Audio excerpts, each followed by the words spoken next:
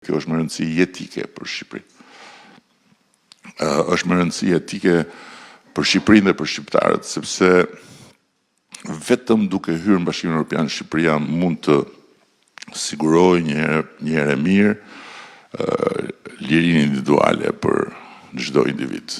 Liria individuale e shqiptarëve është e kërcënuar për sa kohë ata janë jashtë Bashkimit Evropian. Është e kërcënuar për sa kohë mbetet një çështje e lidhur me kush qeveris në Shqipëri. Siç është e kërcënuar barazia para ligjit. Dhe sot tek barazia para ligjit ne kemi shumë të qartë kërcënimin.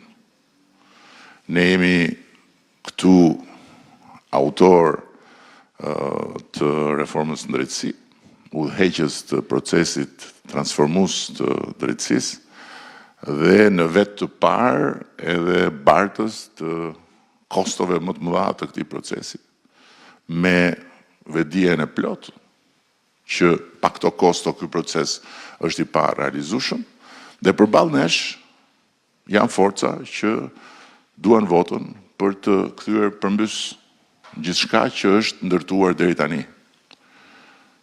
Pra, barazia para ligjit dhe ndërtimi i institucioneve që në fund të ditës bëjnë dallimin midis vendeve, nuk janë diçka që është e garantuar nëse ne nuk jemi pjesë e Bashkimit Evropian. Vetëm kur të hyjmë në Bashkimin Evropian nuk do të ketë rëndësi të madhe se kush qeveris këtu.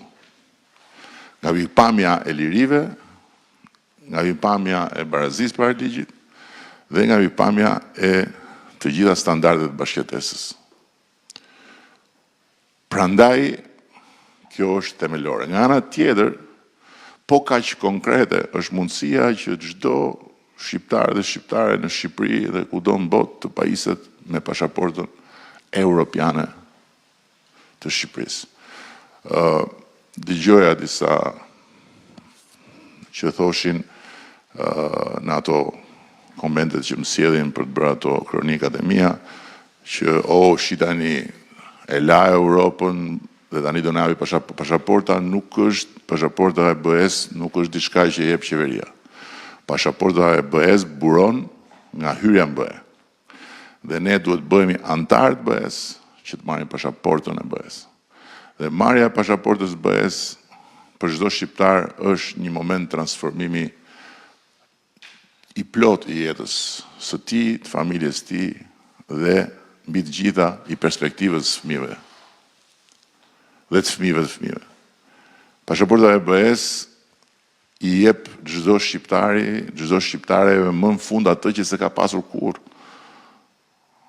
Atë që s'e ka pasur kurrë. Dinjitetin e barabartë